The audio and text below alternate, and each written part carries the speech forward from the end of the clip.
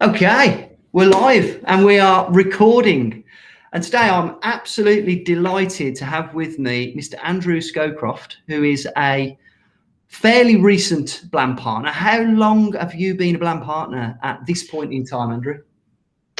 Well, signed up, but didn't actually start doing this properly since I moved house to a different area. So probably since October.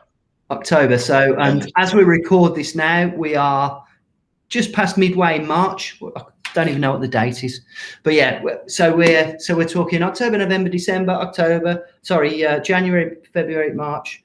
So we're about sort of 6-7 months in. Brilliant. Okay, excellent. So just give you a bit of background, guys. I've asked Andrew to join me to do one of our little interviews. Just really for those of you that are potentially looking to join us as a Blam partner, and also for existing Blam partners, because we all know it's interesting and fascinating to see what other partners are up to. And as you know, within our community, we like to share, we like to learn from best practice. And Andrew, as with most partners, every partner that joins us is different. They've got their own story, they've got their own background. But Andrew's perhaps a little bit out of the ordinary, because I would say the majority of partners that join us have never run businesses before. Most people, it is the first time that they've run a business. But Andrew, you're quite a bit different to that. You're actually a very experienced businessman. It would be great actually for you just to give a little history of your background, just so people can get a feel for, you know, what motivated you to come and join us. Sure, yeah, I'll try and keep it down to 3 hours. I've got a background in sales after college. We just got straight into sales. That was what I was meant to do, and then a career of developing usually new business and usually new technologies or new services, and usually high end in terms of the quality, high value end of that particular market as well. And then I got to a certain age where I'd always had this calling to be self-employed, and realized, look, and then I started setting up new companies for the companies I was employed by. I was launching a couple of American companies over here, and thought, you know what, the opportunity presented itself to be self-employed. So I actually became that back in 2003. I was self-employed. I made the first leap into self-employment, and never looked back since. I've started and sold a couple of companies. I still have a couple of other companies in the background. They're looking after themselves now, and it was time for a new challenge. And that's where we are. That's how I found was looking for a business to start, and that's when I came across Blam. And what kind of appealed to you about a sort of digital marketing? Because you're not necessarily experienced in digital marketing, I would say at the moment. Well, sorry, when you were looking, I'd say you are now. Oh yeah, certainly know more than I did. But actually, I did know a fair bit. To be fair, probably more than most, because I as a small business owner of a retail franchise back in the day, still am. I'd had to go on that journey of not knowing much about digital marketing for my own purposes to commission it for my own business. Watched it, didn't know really how to understand it. Was a bit worried by it, skeptical, thought a lot was emperor's clothes type thing. Everybody's an expert that comes to you, masses of people saying you need to do this to get better at it. And I got really frustrated and cross about it. So I actually made a conscious decision about 5-6 years ago to step back from my business so I could focus on this, because I eventually realized you can't beat them. You're gonna have to join in with this one.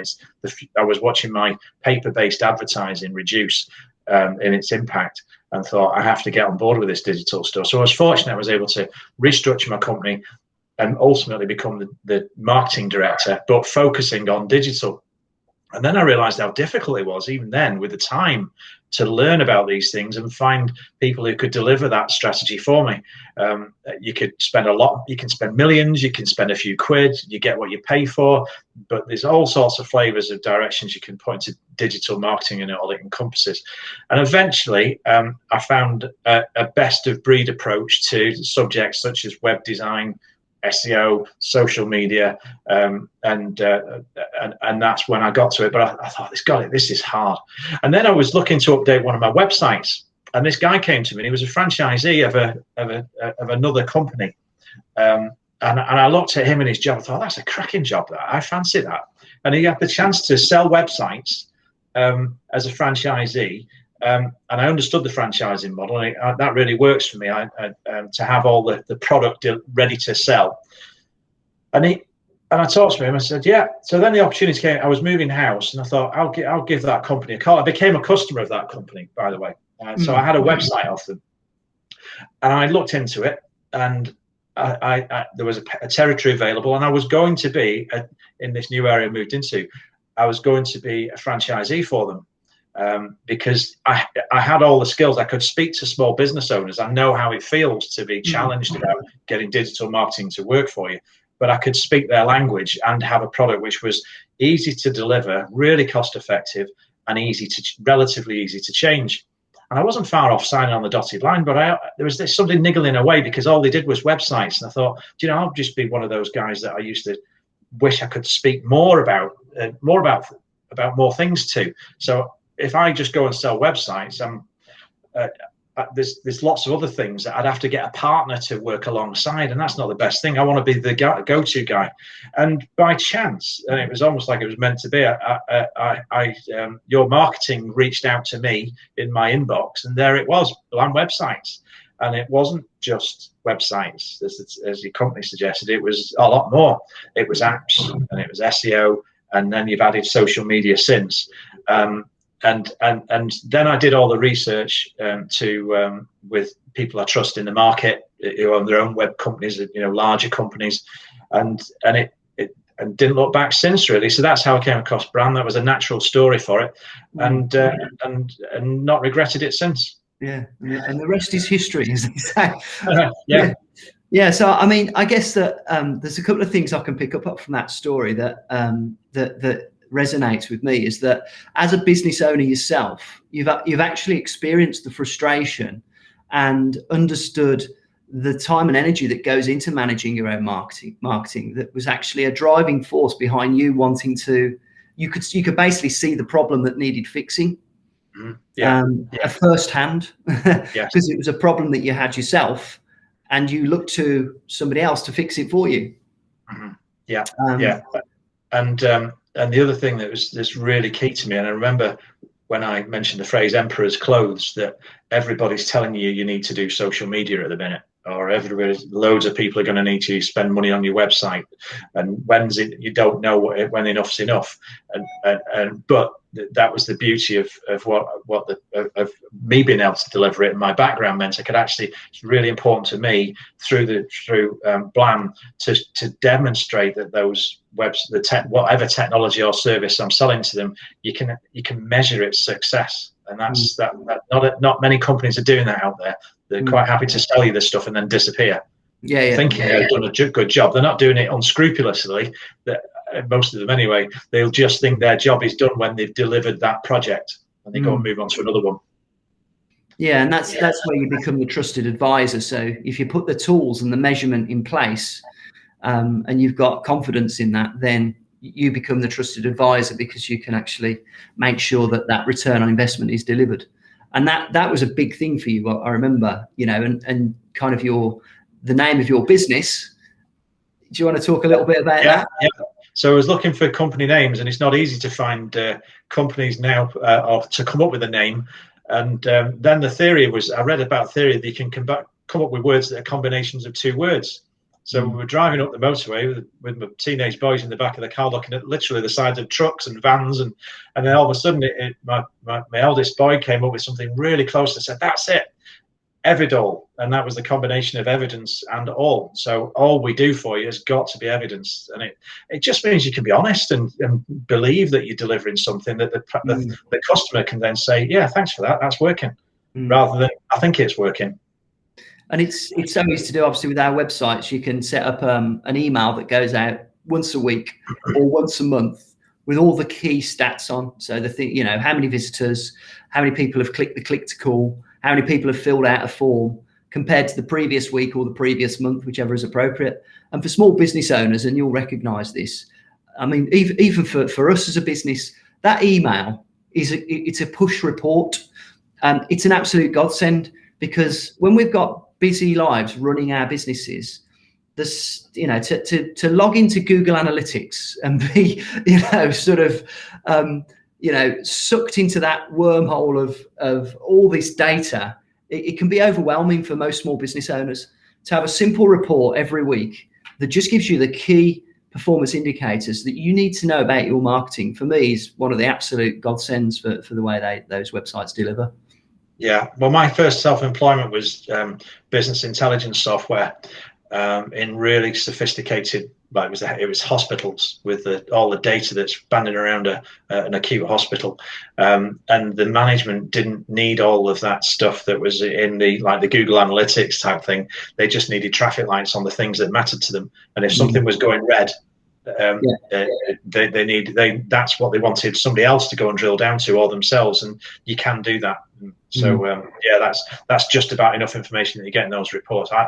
I really like that one that comes through from I see what my clients see as well, so I'm likely to know if they're happy or not. or they might not even read it, but it means I can call them and tell them they shouldn't be having, this is what we should do about it, and they wouldn't expect that. No, brilliant. So so you took the plunge and you joined up and you went through a certification program. How did you find that? What was your experience of that? God, a lot of water's gone under the bridge since then. It was very thorough. I mean, I've been through the franchise model, and I know it's not franchise, but it's similar kind of educational process to follow a system. And I've been through this a few times to know that this is an excellent training regime that we can go through, particularly with the basics. You need to have the basics before you can start going on to the more advanced stuff, you know, walk before you can run kind of thing.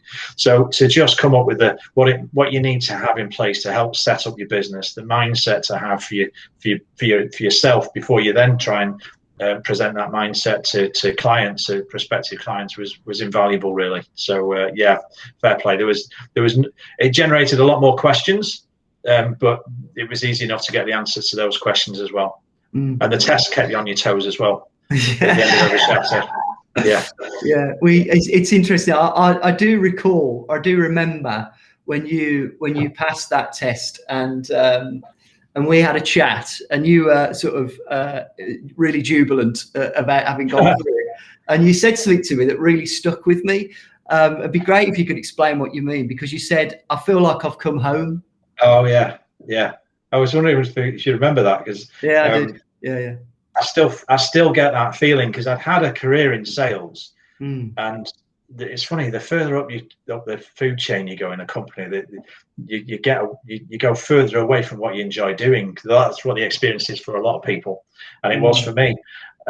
And this brought me back to, it was almost like a perfect storm for me. All my experience was now coming of great use to bring to the front for small businesses, but a lot of it was going back to the basic stuff I'd learned years ago in my sales courses, and the culture was just perfect. The selling hasn't changed really over the years, and it was good old base. And I've been on some very expensive sales courses over the years, but ultimately they boil down to very basics, just different ways of explaining it. And it was a great reminder for me. And I thought, you know, if I'd not been through this before, I'd still find this would be a great starter. But as somebody who's an experienced salesman, I'd like to call myself now, you'd still learn things by looking at somebody else's spin on it.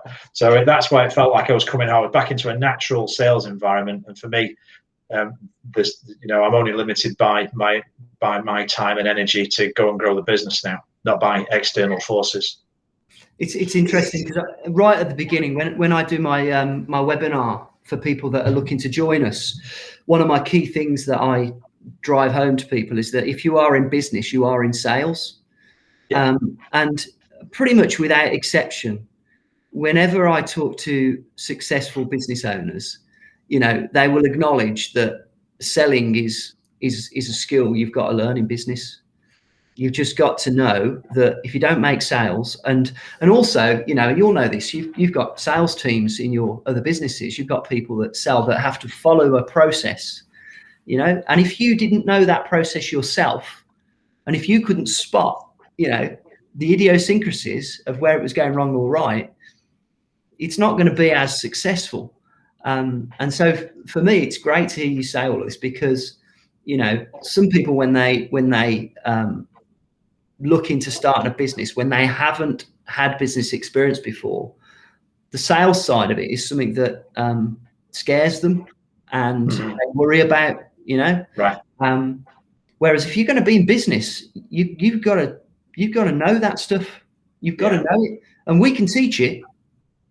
Yeah, you can. And there's a stigma attached to sales sometimes, I think. And I take people on one of my other businesses where I'm more interested in the type of person they are. And I know you go through that really carefully with your candidates. And if they don't have direct sales skills, they'll have something else, because you can teach sales. Yeah. And we have I've experienced this in more than one business, where you can, if you believe in a system and you know the system works because you've done it, if you can box that and put it into a training course, put people on the training course, it's just like a sausage machine. You put stuff in, sausages come out. And at the end of that business I'm thinking about at the minute, every day, I'd never say it's the person to put them under pressure, but they come at the end of the sales training course and they go straight off, if with the right training, straight away and start hitting sales. It happened for me here, actually, with my first pitch. I got a sale from it. And then what usually happens is people have a little bit of a drop, maybe a month or so later. Yeah. And 9 times out of 10, it's because they've started to think, oh, I can do this on my own. I'll just do I'll do my own thing. Spot on. And just need to get back on the system. So that there's never any question about the process. And there is a process there which was genuinely really good, from the real basics of what the product is through to the sales training. Yeah, I absolutely resonate with what you're saying there, because we find that with Blam Partners as well. You know, they'll go through a period where they'll make a lot of sales, and they'll have that, and then a combination of dealing with their customers. And I think you and I have spoke about this, because, you know, I'm here to remind you in case you forget the process as well. Yeah. And that's good. It's good to have that. Yes. We get sucked into our businesses, we do other things, and we forget what we were doing that got us into that position of success in the first place. And we'd have to be reminded. So easy to do it. We don't do it consciously. And that's why we have a process. And that's why, you know, with Blam, as you'll know, every Monday we do sales training. Every Monday, me and Ed will go live 5 o'clock UK time, and it's a sales related area of business. And even partners that are super successful, you know, will have, you know, eureka moments, or like, oh, I've forgotten about that. I used to do that. I don't know why I stopped doing it, because it really worked. We've all had those moments, haven't we? Yeah, very true. I know. Sorry. That's all right. Oh, I thought you were getting a cup of tea. Oh, no. When my door opens, I usually get a cup of tea. I usually get a clip around the ear hole. No more websites. When I get a cup of tea, by the way, I've got a very nice mug that I have it in. In joke, guys, Andrew actually sent me a mug in the post as a little thank you, and it was greatly appreciated. Unfortunately, I can't tell you what it stands for, because it's an anagram that isn't the most politically correct. Oh, there we go. I knew the light would go off. There we go. So where were we? Yeah, the sales training on a Monday. Yeah, we all need little reminders, don't we? No matter how experienced we are. You know, that's so important. So yeah, well, really appreciate taking time. Just in terms of where you are now, obviously you're up and cooking now. Your pipeline is looking pretty good, I've got to say. You and I have had quite a lot of interaction, and we've talked quite a bit about some of the clients that you've got and some of the potential prospects. You've engaged with the team quite a bit. How have you found the team and the support and the quality of the websites and stuff like that? Gosh, where do you start? So let's we'll go through a journey of getting through to the point where I've had a successful outcome with a new client. So that would start with the education. So we've covered that. The training, I said generates questions, so you can ask questions, and there's more than one person you can go to. It's been brilliant to meet the team, and then nothing has seemed to be too much trouble for everybody, and that's been really heartwarming to know you can do that. And there's generally a culture that we feel like we're in together, rather than it's not a hub and spoke type arrangement. You do feel like we're all doing this, and we're all learning off each other. There's no doubt from the regular calls we have, so that's good. Then we get to the point where we've got a sale and the customer comes on board. Just no hiccups whatsoever. It's just been so smooth for that to happen, to get the customer. And my first customers are just ecstatic, and I mean telling everybody on social media about how happy they are with everything and the approach and the support they're getting. And and then when things have needed changing or the support desk were needed, again, really quick response. I'm genuinely surprised by how quickly and professionally people come back. So yeah, no, I can't think of anything genuinely that I could say this needs to be improved on. I promise you I haven't paid Andrew to say this. The check's in the post. Hey, I did say before the interview, just honestly, warts and all. Yeah. I mean, if you want, as soon as you mentioned the warts and all, one of the we always want to improve. You see, there are no the enormity of the subject area is a challenge, and I think that's something that I know you're working on to help bring it all together, so you don't feel quite so lost in the massive digital world that we enter into, because of the opportunity we have.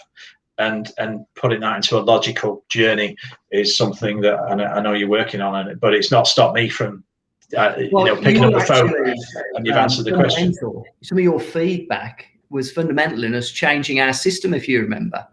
So we now, you won't know this actually, but as a result of some of the feedback that you gave me, we've actually implemented a much more transparent onboarding journey for our partners that is through a checklist. So where, as you went through the process, you were guided through the process by us. And we knew where you were on the process, but, obviously there's a lot to take in when you're onboarded. And so what we didn't consider was that you don't necessarily remember all the stuff you've done and haven't done, because you're not aware of what's coming next. So what we've now done is we've implemented into our connected system for all partners a 6-stage process, and each stage has got a series of checklists, so that at any point the partner knows what they've done and what they've got to do before they actually go live. So thanks for that, because sometimes you don't know from the inside, what it's like from the partner's perspective. Yeah. And it goes down. It makes my job easier and Ed's job easier as well, because when we're doing the onboarding, we can sit and do a screen share and go, look, this is, have you done this? Have you done this? And all the checklist is ticked as we go along. And we know when all the boxes are ticked, they're ready to start trading. Okay. So unfortunately, you didn't benefit from that.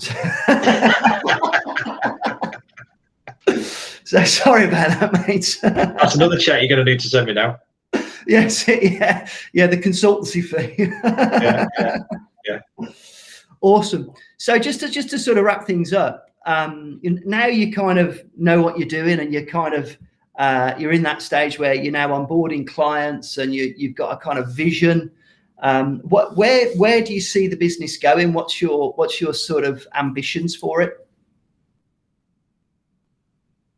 I see myself in a room. I heard you use these words. In fact, I don't know if you're still using it in your marketing, but it is my vision now, which is, and I've seen it exist in networking groups before, or a chamber of commerce meeting you might be in, and somebody's just seen as the guy in the room that you go to for that. Yeah. And that's the smartest I'm on that journey. That's what that's we the one. That's the one. Yeah. And I want to be that guy that they'll go to for any one or more of the combination of websites, mobile apps, SEO, social media, or just generally somebody you can go and have a chat with, because he's the only one who actually can talk to you about all of them together.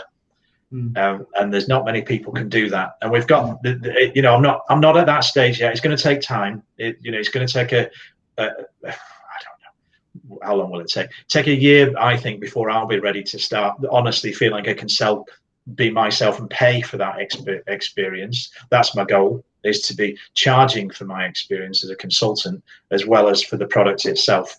But it's going to be a great journey along the way. I think you might be surprised, mate. You know, the one thing that I always kind of, it fascinates me is that you are already so valuable to a small business owner because of the knowledge that you have. The journey really that you've got to go on is to understand that value. Because imagine yourself, you know, 5 years ago, and you, with what you know now, had a meeting with yourself as a business owner. Would you pay for that knowledge? Well, I probably wouldn't like the look of him. But I got over that. Yeah. No, I probably would have done. I would have probably tried to milk him for every bit of free advice I could get. Watch his face, watch him look at his watch and thinking, that's enough now. I think I need to pay for a bit more. Yeah.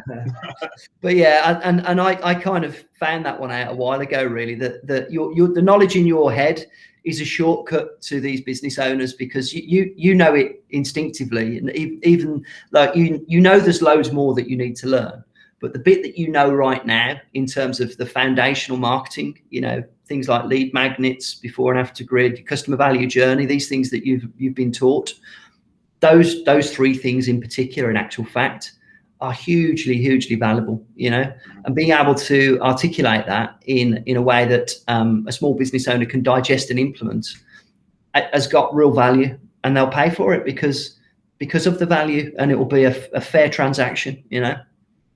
So anyway, brilliant. I'm not going to take up any more of your time, because I'm sure you've got appointments to get to and deals to be had. Yes, it's Friday. Yeah, and I will thank you again, and I'd love to do a little follow up on this, actually. So perhaps in 6 months' time, when you are you know, that bit further ahead, it'd be great to have a recap and see where you're at. But yeah, thanks, Andrew, much appreciated. That was a pleasure. Cheers. Cheers, buddy.